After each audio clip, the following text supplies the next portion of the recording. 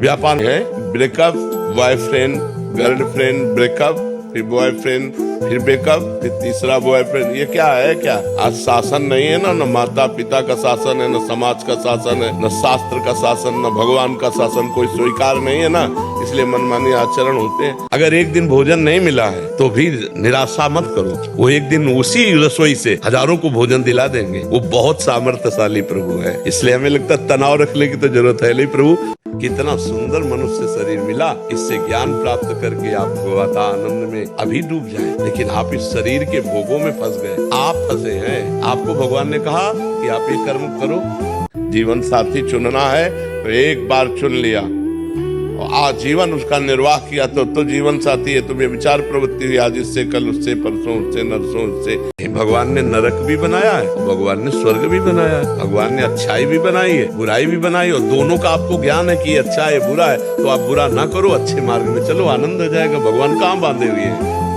अब आप किसी को निंदा करो, गाली दो, ये तुम्हारी गलती है। बोलने का भगवान ने पावर आपको दिया, आप इससे अच्छा भी बोल सकते थे, आप दूसरे की प्रशंसा भी कर सकते थे, आप इससे भगवान नाम कीर्तन भगवत गुण गा सकते थे। तो हमें भगवान को दोष नहीं देना। हम कहते शरीर है तो किसी एक पुरुष का एक बार वरण करो, आजीवन वरण करो, छूट जाए तो ब्रह्मचर्य से रहो, आजीवन ब्रह्मचर्य रहो। ये बेविचार प्रवृत्ति से नरक जाने का रास्ता होता है। अगर आप शराब ना पीना चाहो तो आपके मुंह में बोतल कौन डाल देगा? आप मांस ना खाना चाहो तो आपको कौन खवा देगा? आप व्यभिचार ना करना चाहो तो कौन व्यभिचार कराए? ये कौन कर रहा है? आप कर रहे हो। भगवान ने आपको पावर दिया है, तुम इच्छा करके गलत आचरणों में बंधते चले जा रहे हो। तो अब भी कहते भगवान की माया बड़ी जोरदार है, छोड़ नहीं रही। छोड़ पा रहे? तुम नहीं छोड़ रहे यार, काहे को माया पे डाले हुए हो? तुम नहीं छोड़ रहे, हमें बताओ, तुम छोड़ दो, तुम्हें कौन पकड़े? आप ही पकड़े हो, आपको कोई नहीं पकड़े। मूर्खता में फंसे, नहीं फंसे। बोले यार चाहे जो कुछ हो जिंदगी में, ये तो नहीं छोड़ सकते, हम इसके बिना जी नहीं सकते। और जब स्वीकार नहीं किया था तब भी तो जी रहे थे। ये कमजोरियां हमारे अंदर आ गई, यही भगवान की माया का दोष हम दे देते हैं कि ये भगवान की माया है। क्यों भैया, कहीं भगवान दोषी नजर आते हैं क्या? आप हमें बता दो। इतना सुंदर आपको नेत्र दिए, कान दिए, नाक दिए, हाथ दिए, पैर दिए, कितने कृपालु हैं भगवान। और हमको अवसर दिया कि हम भजन करके भगवान को प्राप्त करें, और हम भूल गए संसार के भोगों में। अब इसमें भगवान का क्या दोष है? नाम जप करते हो, अरे थोड़े बहुत से काम नहीं चलेगा। आप शरीर छोड़ के जाना है यहाँ से भैया, और यहाँ जो कुछ है वो सब घड़ी भी रह जाएगी तुम्हारी, यही घड़ी भी नहीं जाएगी, और ये हाथ भी नहीं जाएगा तुम्हारा हाथ भी तुम्हारे साथ ले जाएगा।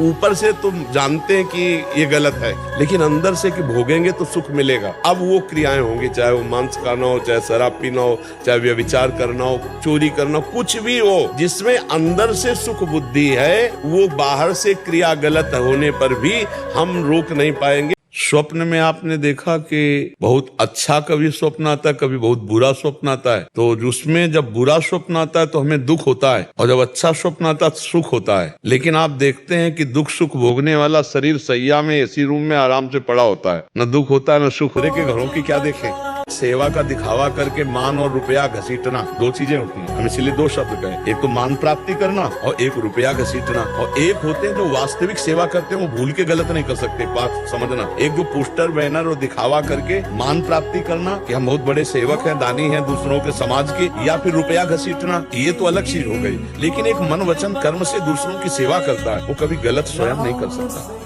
सच्ची मानिए, अनंत जन्मों का हिसाब किताब हमें पता नहीं है, कौन किसका कहाँ। तो मान लो 10,000 लिया और नहीं दिया, हमको तुरंत विचार कि किसी जन्म में लिया होगा, आज हिसाब चुकता हो गया। जय भगवान की अपने मंगलमय मार्ग में फिर दे देता है, तो मालिक की इच्छा। हम तो मुनि में फिर जमा कर लिया उनके स्टॉक में। हाँ, ना उसका धन्यवाद बोलना है, ना उसे धन्यवाद चाहना है। ऐसे चलोगे तो संसार में आनंदित रहोगे, नहीं तो लोग ऐसे प्रश्न कर देते कि एक बार अगर हम गाली सह गए तो 100 बार देगा वो। नहीं नहीं, गलत सिद्धांत। उमा क्षमा सापोते भारी, अपने कर्म जाय अपकारी। एक गाली दिया तुम, 2 गाली दिए तो तुम कमजोर बन गए। एक गाली दिया मुस्कुरा के चले गए, उसके थप्पड़ मारने वाला तीसरा ऐसा आएगा कि जिंदगी में गाली नहीं दे पाएगा। उमा क्षमा सापोते भाई, तुम निकलो, भगवान भेज रहा है, उसकी व्यवस्था भेज रहा है। थोड़ा समय लगता है, हमारे मालिक का बहुत हिसाब किताब लंबा है, तो समय थोड़ा लगता है। लेकिन जिस दिन मुकदमा सामने आया तो फाइनल में रंच मात्र भी देर नहीं होगी। आप ये समझ लो, कहीं धोखा नहीं होगा। इसलिए विश्वास करो, सच्ची मानो। जो दूसरों का ज्यादा उपकार करता है ना, उस संसार में लोग उसे पागल समझते, दिमाग नहीं है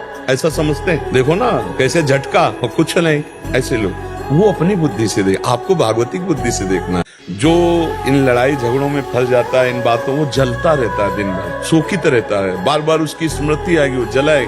अध्यात्म नहीं, जलन से बचन के लिए। कोई अपमान करता है, कोई उपहास करता है, कोई निंदा करता है, आप बहुत प्यार करते हैं, वो आपके साथ धोखा करता है, आपको बचना है। वो धोखा करे पर आप सत्य चलो, क्योंकि उसके अंदर भगवान बैठे हुए हैं। वो भगवान मेरे को जो दिलवा रहे हैं, अपमान, निंदा, तिरस्कार, कहीं न कहीं मेरा मंगल हो रहा है, कहीं न कहीं मेरी धुलाई हो रही, मेरी सफाई हो रही, मैं पुष्ट हो रहा हूँ, मैं भगवान के योग्य बन रहा हूँ।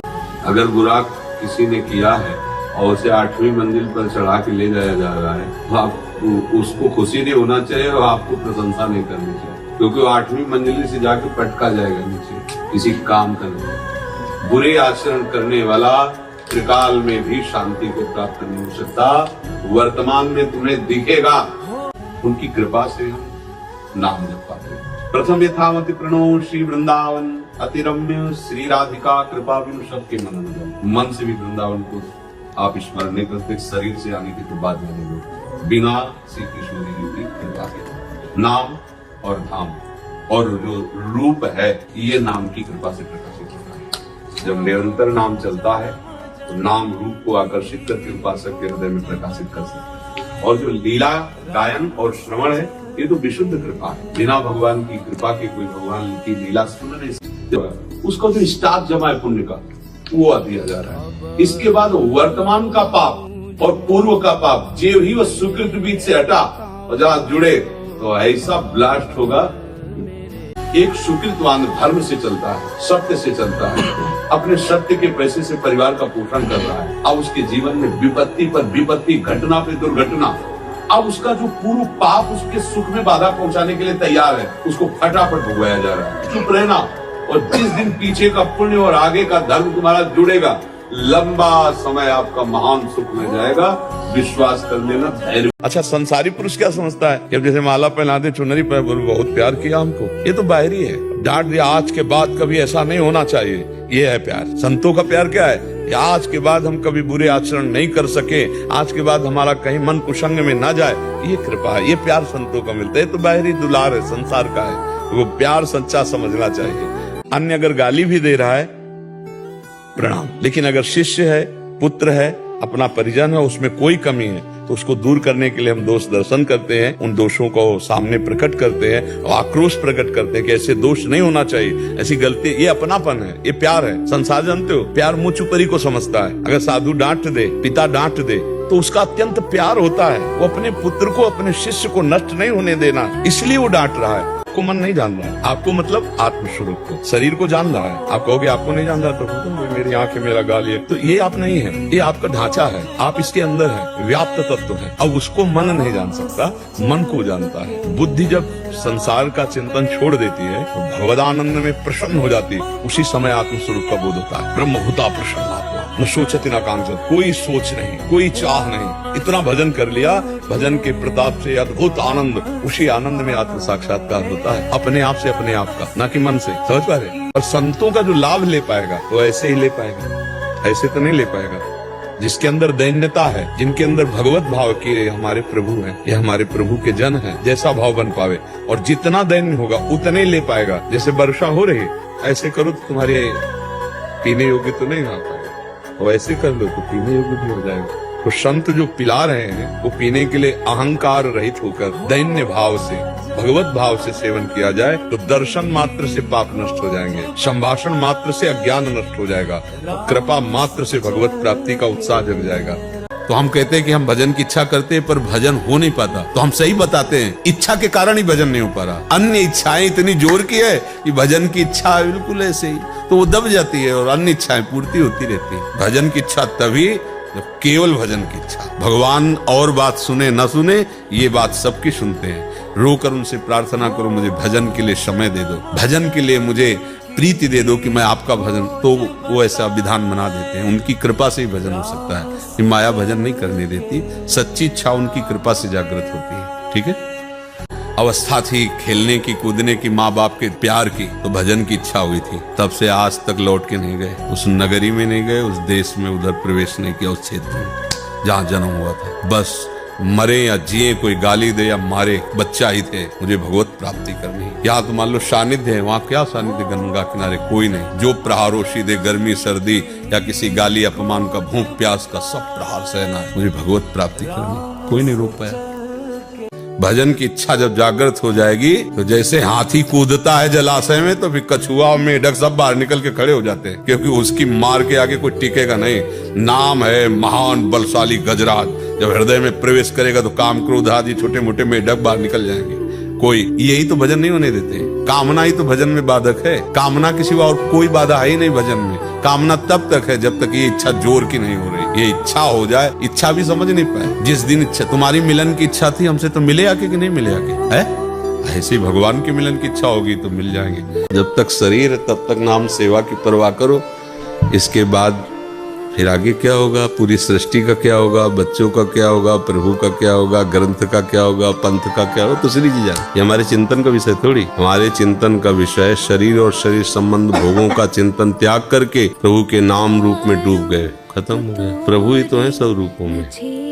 कि जीवन में हम कहीं इधर उधर दृष्टि नहीं डालेंगे, बेईमानी नहीं करेंगे। बेईमानी का तात्पर्य भगवत मार्ग से बेईमानी कपट नहीं करेंगे। जो हमारे परंपरा का मार्ग उस पर चलेंगे तो चल देना चाहिए। थोड़ा भी स्त्री में आसक्ति हो, भोगों में आसक्ति हो, तो बिल्कुल ये खतरनाक खेल है, बिल्कुल खतरनाक खेल है। किया कराया सब मिट्टी हो जाएगा। इसलिए गृहस्थी में जाना चाहिए। अगर ये कि प्राण त्याग सकते हैं, गलत नहीं चलेंगे, तो आ जाओ, ये निवृत्ति का मार्ग है, फिर इस पर चल दो। समझ रहे ना? सत्य में चलने वालों को जिस डिपार्टमेंट में भी होगा उसको नीचा दिखाया जाता है, और ज्यादा सत्य पे चलेगा तो सस्पेंड भी कर दिया जाएगा। जाओ घर बैठो, आधी पेंशन में दे, तुम्हारी जरूरत नहीं, असत्य की जरूरत नहीं। ऐसा भी हो सकता है, लेकिन चुप रहो, धर्म से चलते रहो। एक दिन ऐसा आएगा कि आप खुद कहोगे कि सत्य पे ही चलना चाहिए, और असत्य पे चलने वाला एक दिन खुद रो के कहेगा कि मैंने अपने हाथों से अपना नाश कर दिया। पक्का जाते जाते वो बोल के जाएगा यहाँ से। एक बार वो जरूर बोलेगा कि मैंने गलती की, मैं इसी काबिल हूँ। पक्का समझो, कर्म जब ऊपर सवार हो जाता है तो तुम्हारे हाथ से तुम्हारा सर्वनाश करा देगा। समय का इंतजार करो। निशाना एक जगह मारो। अब लक्ष्य रखे हो अमुक बिंदु और हेर रहे हो इधर, तो निशाना नहीं लग पाएगा। भगवान एक ही है।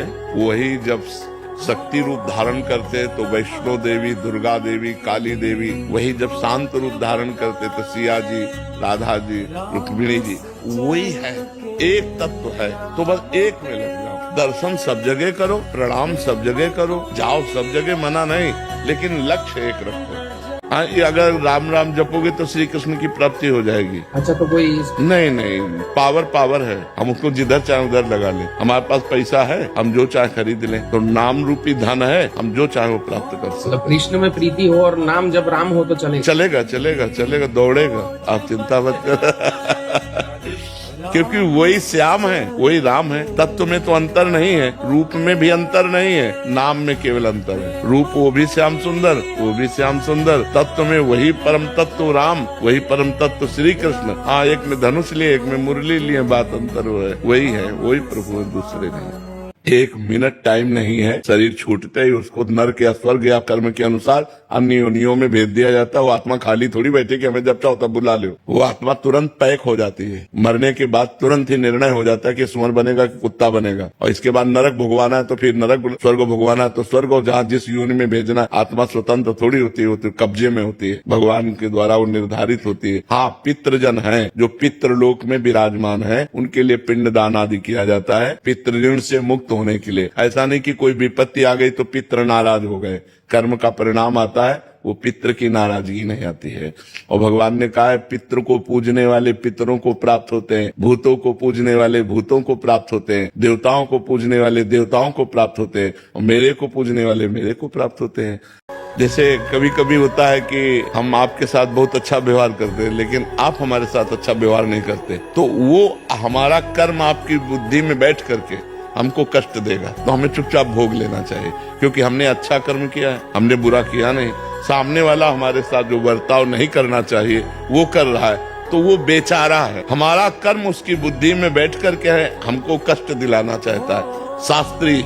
शास्त्री ज्ञान, अध्यात्म विद्या ऐसा कहती है, इसलिए तो मुझे लगता है कि किसी एक नाम को पकड़ लो, एक आराध्य देव का वर्ण कर लो, पूरे सहारे हो जाओ उनको। प्रिय तो हमें सब आप लग रहे हैं, हमारी आपसे दुश्मनी थोड़ी है। हम आपको उतना प्यार करते हैं जितना आपकी माँ आपको प्यार नहीं करती होगी। सच्ची, ये कोई कहने की बात नहीं।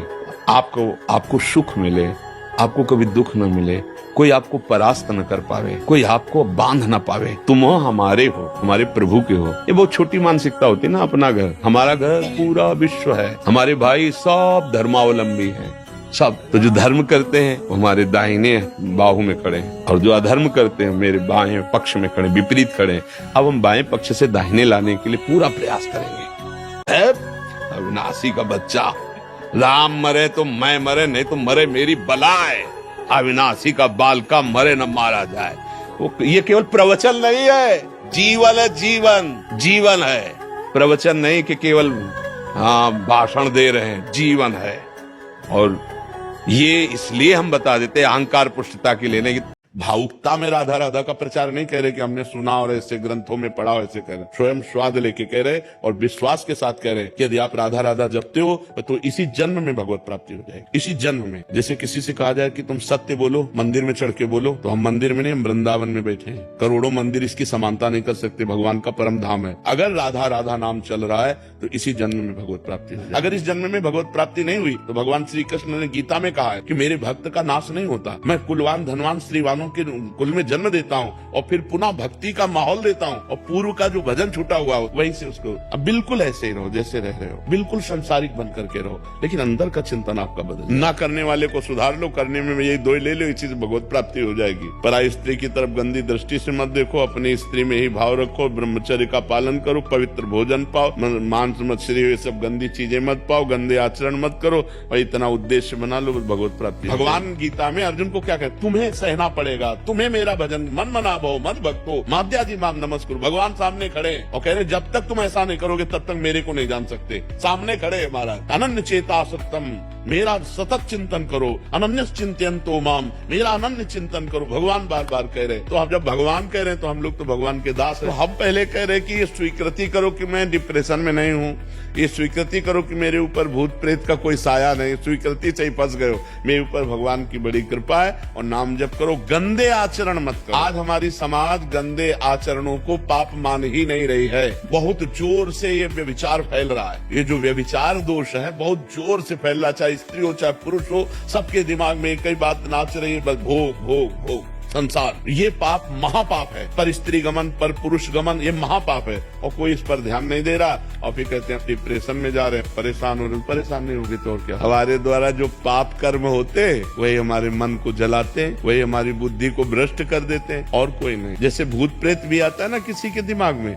तो पाप कर्म के कारण ही आता है। हमारे पाप कर्म को भुगताने के लिए भूत का आवेश होता है और वो हमें दुख देता है, और जब हमारा पाप कर्म क्षय हो जाता है तो या तो कोई झाड़ने फूकने वाला मिल गया या स्वयं चला जाता है। तो कर्म ही हमारे लिए भूत है और कर्म ही हमारे लिए भगवान है। और अभी शरीर स्वस्थ है आप लोगों का, लेकिन चिंतन हो रहा दुख हाल संसार का, तो आप परेशान हो, सुख की सानिध्य में भी परेशान हो। पता नहीं ऐसा न हो जाए, कहीं ऐसा न हो जाए, कहीं ये न हो जाए। तो ये ओवर थिंकिंग, व्यर्थ की भूत भविष्य का चिंतन क्यों? राधा राधा राधा, होगा वही प्यारे जो राम जी को भाएगा। एक मटकी में छुहारे भर दिए गए, उसका मोहरा कमजोर कम।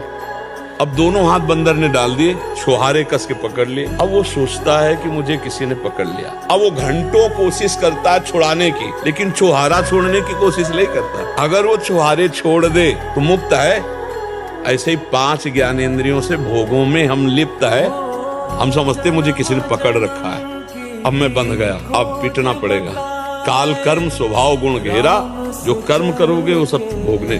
जैसे कोई स्वप्न में देख रहा है कि मैं समुद्र में डूब रहा हूँ, अब बोलो क्या उपाय है? आसपास सैकड़ों तैराक जमा कर दो, नाव ले आओ। तो क्या वो जो स्वप्न में डूब रहा है उसे आप बचा सकते हो क्या? उसका एक उपाय, उसे जगा दो। जहाँ जगा तो न एक बूंद पानी नहीं, वो डूब रहा था समुद्र में। वो अरे बस ऐसे ही जैसे जागने पर स्वप्न का भ्रम नष्ट हो जाता है, ऐसे ब्रह्मबोध होने पर संसार नहीं है, एकमात्र परमात्मा ही परमात्मा है। आत्मस्वरूप को न कभी बंधन हुआ है न कभी होगा, लेकिन इस शरीर से ममता हो गई। इसके ममता के कारण, अज्ञान के कारण पाप कर्म बन गए, पुण्य कर्म बन गए। अब दोनों को जबरदस्ती ना भोगता होते हुए भी भोगना पड़ेगा।